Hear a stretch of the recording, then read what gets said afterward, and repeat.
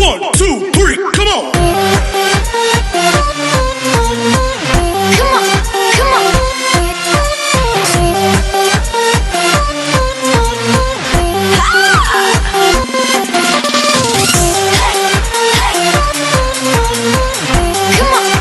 on.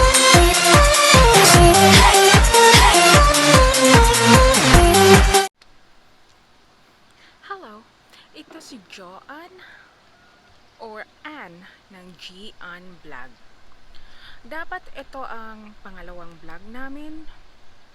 Kaya lang baka ito ang unang mai-upload sa YouTube kasi yung unang vlog namin ay ginagawa pa rin.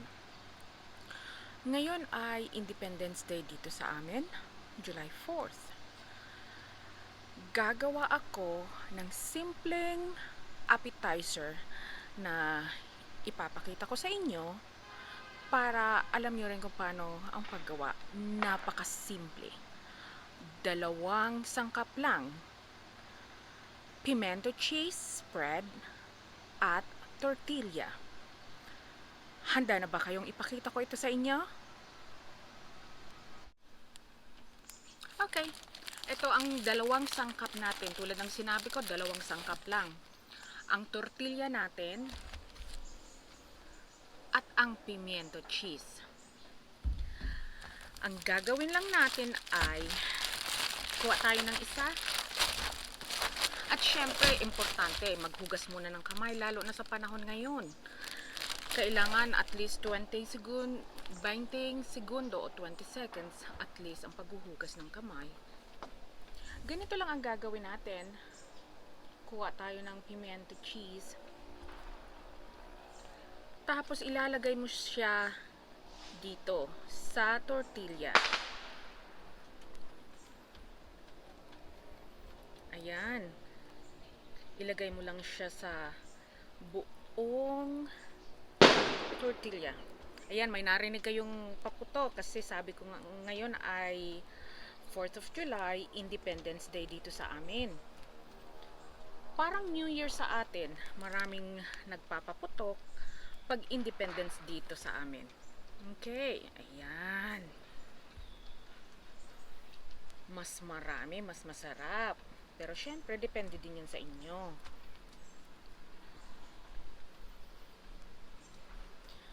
Parang ang sarap, no? Hindi pa nga natin tapos gawin, pero parang ang sarap niya na.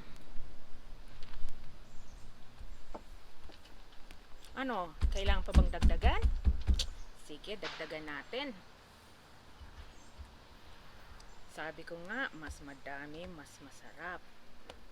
Ayan ang pimento cheese spread.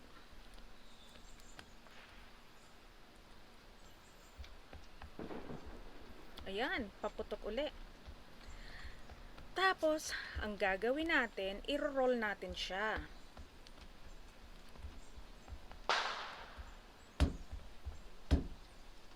Okay, i-roll. Kailangan mahigpit ang pagkaka-roll. Parang parang gumagawa ka lang ng ng Shanghai ba? Yan, i-roll mo lang siya.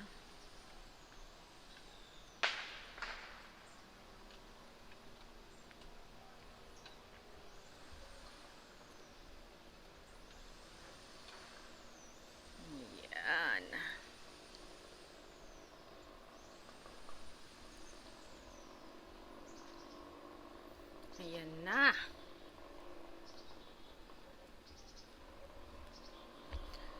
Oops. Ayan, naka-roll na siya. Pagka-roll, kailangan mo siya ibalot sa plastic wrap. Ibabalot natin siya sa plastic wrap. Kung makisama tong plastic wrap sa atin. Ayan. Balot natin sa plastic wrap.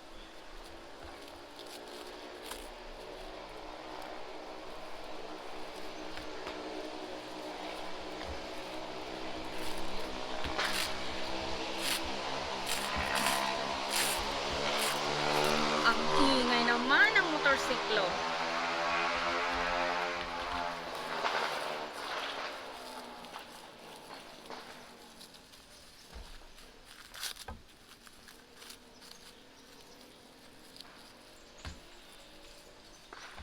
Yan, ilagay muna natin dito. Tapos gawa pa tayo uli.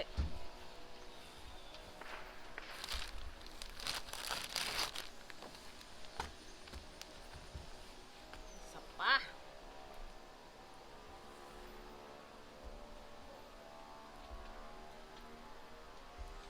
Sarap tingnan, grabe.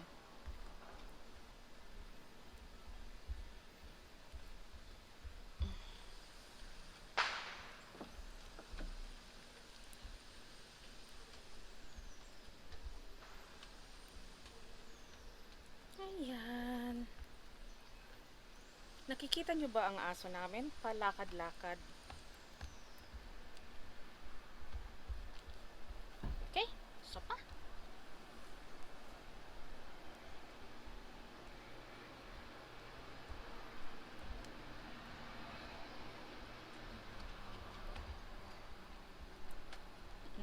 Grabe, sarap tingnan.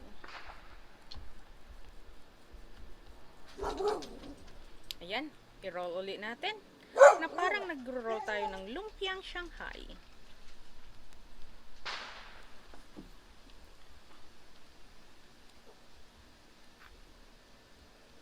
Kailangan mahigpit.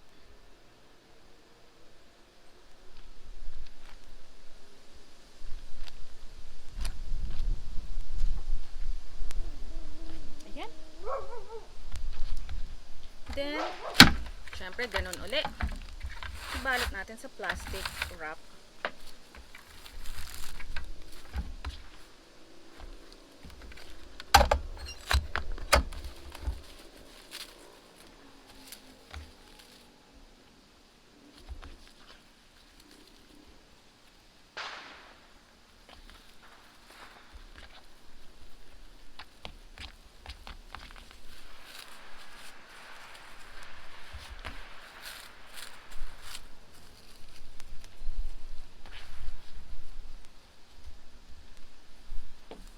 Ang gagawin natin ay ilalagay natin sa refrigerator.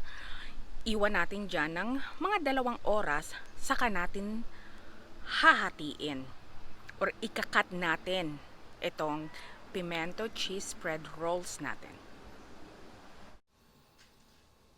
Okay, ito hahatiin na natin yung ginawa ko kaninang pimento cheese rolls.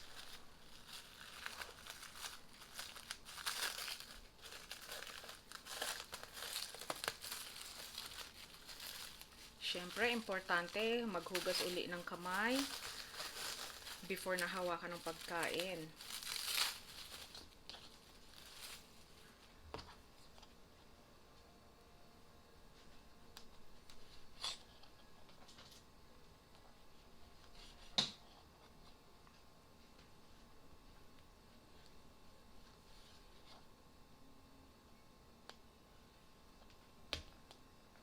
Ayan. Ayan na. Yung ginawa natin kanina. Dapat pala mas dinamihan ko pa yung palaman.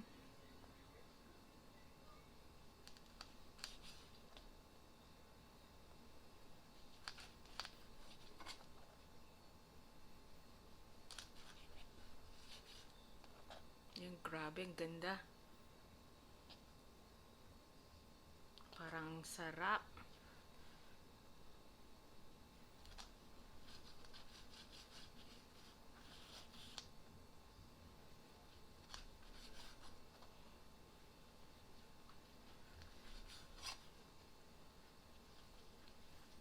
Depende sa inyo kung gaano ka kapal o kanipis pag in-slice nyo na.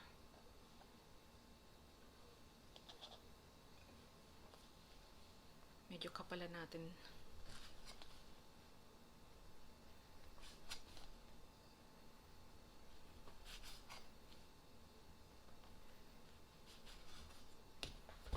Oops.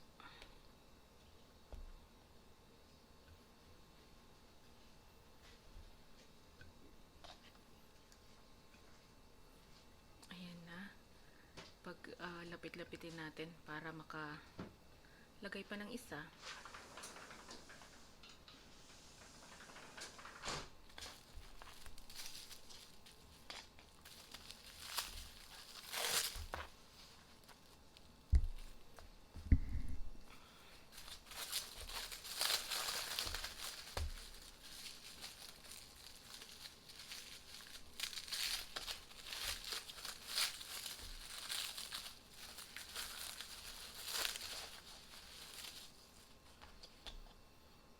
So, mas kapalan ko pa ngayon.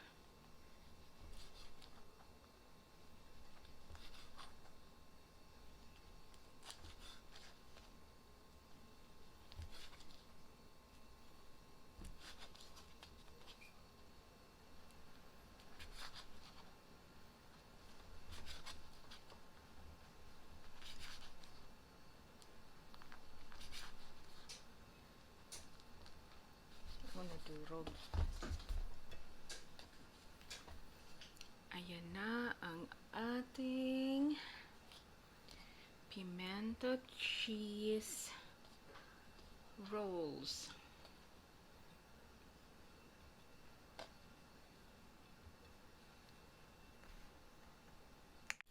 Heto na ang ating pimento cheese rolls.